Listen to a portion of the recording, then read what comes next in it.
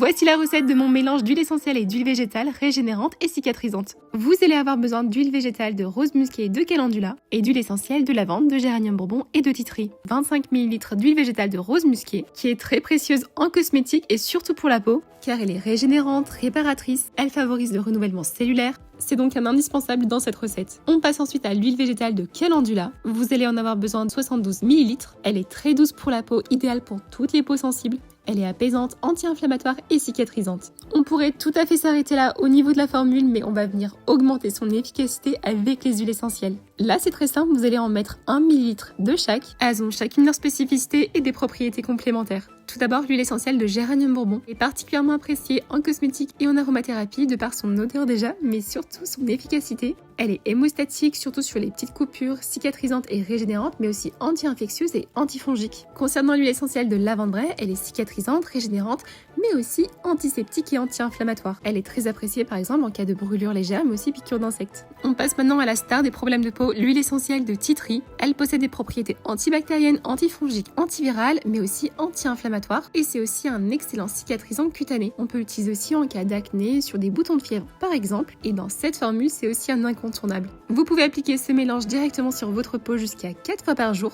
mais vous pouvez aussi l'utiliser par-dessus votre crème cicatrisante.